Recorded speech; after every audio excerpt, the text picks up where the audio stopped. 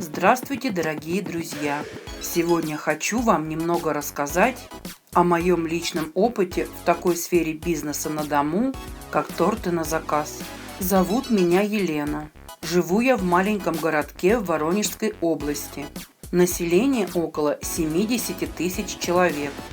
Готовить торты на заказ я начала в феврале 2014 года. За этот период я приготовила около 2000 тортов. Сначала пекла себе, друзьям и знакомым. Создала страницы в соцсетях. Давала рекламу на досках объявлений. Постепенно стали появляться заказчики. В скором времени я пришла к тому, что без более серьезного оборудования мне не обойтись. И я купила первый планетарный миксер. Это был миксер фирмы «Гастрорак». На тот момент он стоил 5500 рублей. Мощность его была 600 Вт.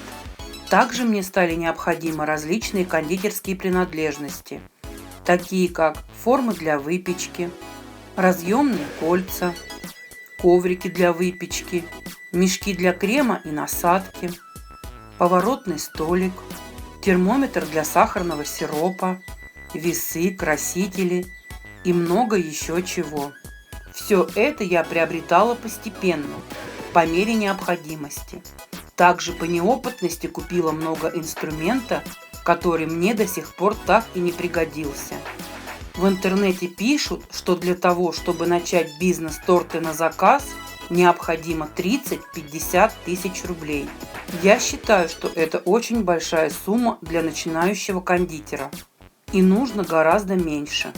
Самое главное, что нужно приобрести, это планетарный миксер. Стоит он около 6000 рублей. Мощность нужно покупать минимум 1000 Вт. Этот миксер окупит себя за несколько тортов, а работать будет несколько лет. Я планетарный миксер использую только для приготовления белково-заварного крема. Для бисквитов, крема в прослойку я использую обычный ручной миксер. Маленький обзор на мои миксеры есть в ролике «Как приготовить белково-заварной крем. Обзор моих миксеров». Также необходимы формы для выпечки и разъемные кольца. Лучше всего выпекаются бисквиты в электрической печи, но если ее нет, то можно выпекать и в газовой. Обзор моих духовок также есть на канале. Ссылку оставлю в комментариях. Я не сразу купила себе электрическую духовку, только лишь спустя несколько лет, когда уже пошли большие заказы. Насадки, кондитерские мешки, гвозди, пищевые красители – это необходимые принадлежности, которые стоит покупать в первую очередь. Стоят они очень дешево и по карману сильно не ударят, а хватит вам этого надолго. Кондитерские мешки можно сделать самому. Первый самый простой вариант – это плотный полиэтиленовый пакет. Делаете небольшое отверстие в углу пакета, вставляете насадку, добавляете немного крема и украшаете. Я этим вариантом пользовалась на начальном этапе много раз. У меня есть большие насадки, и для них я делаю мешки из плотного полиэтилена. Также шпатели есть у каждой домохозяйки дома. Их можно не покупать, хоть и стоят они недорого. Я в своих видео часто показываю, как можно выровнять торт обычной пластиковой картой. Это очень удобно, и многие мне благодарны за эту подсказку. Еще очень часто пользуюсь силиконовыми и обычными термостойкими ковриками для выпечки, но поначалу я обходилась без них. Раньше такие торты, как медовик, Наполеон, молочная девочка, я выпекала на обычном пергаменте. Большой помощью будет приобретение пищевого принтера, но стоит он, конечно, недешево. Минимум 10 тысяч рублей. Оформление вафельной картинкой получается аккуратное и красивое. На украшение уходит максимум полчаса. Я пищевой принтер приобретала в 2017 году. До этого я рисовала картинки сама. Это, конечно, процесс долгий, но без него не обойтись. потому что можно потерять очень много заказчиков. Вот некоторые из моих работ.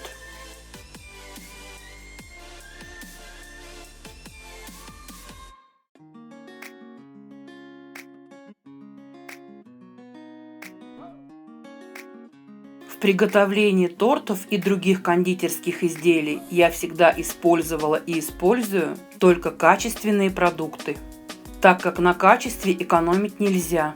Обманув покупателя, много не заработаете, а репутацию потеряете. Плохая популярность разнесется очень быстро, и таким образом можно загубить все дело на корню. Я до сих пор продолжаю развиваться и постоянно узнаю что-то новое в кондитерском деле. Главное не останавливаться на достигнутом и идти вперед, совершенствуя свои навыки.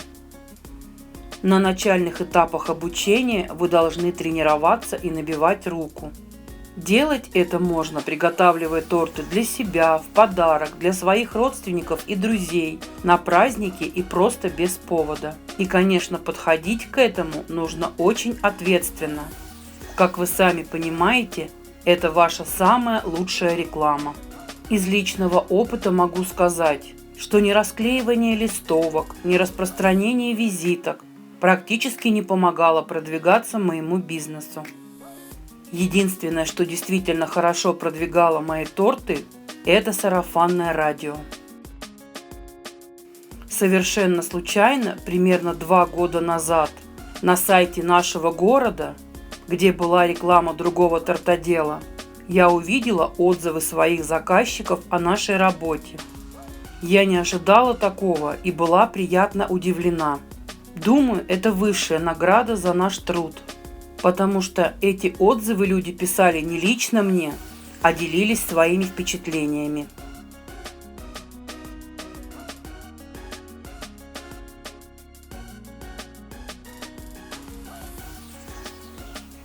Многие начинающие кондитеры задаются вопросом, почем продавать свою продукцию.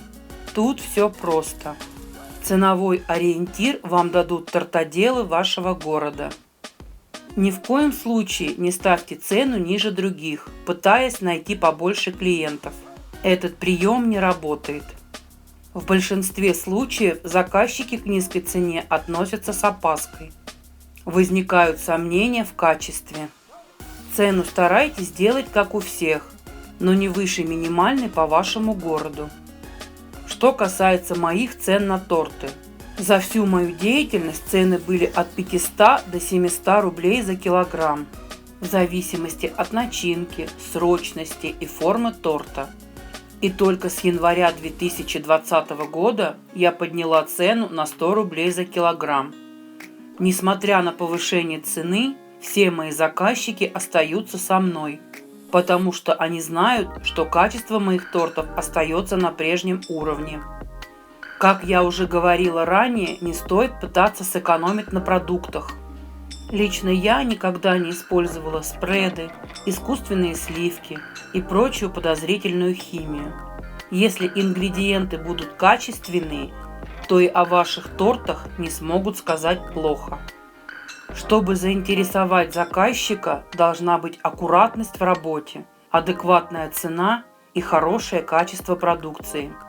Еще огромный плюс в вашу копилку – это бесплатная доставка по городу. В больших городах это осуществить намного труднее, чем в маленьких. У нас в городе никто бесплатно не доставляет торты, кроме нас. И это дополнительно подкрепляет мою репутацию. Также много клиентов из других городов, которые делают заказы дистанционно для своих родственников, проживающих в нашем городе. Поэтому возможность доставки для них – это самый основной критерий. Друзья, теперь я бы хотела ответить на самый главный вопрос, который интересует многих из вас.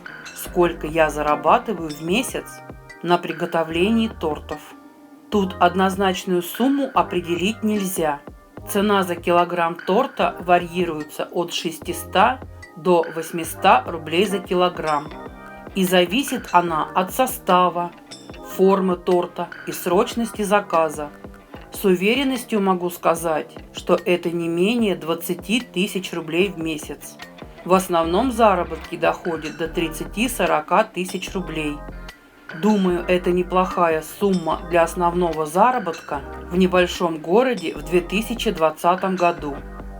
Друзья, если вдруг у вас остались какие-то вопросы, не стесняйтесь, задавайте их в комментариях. Если вопросов будет много, то мы обязательно сделаем еще один ролик с ответами на них. Если вам была полезна эта информация и вы почерпнули для себя что-то важное, поставьте лайк и подпишитесь на наш канал. Это будет мотивировать нас на съемку новых интересных видео. До новых встреч!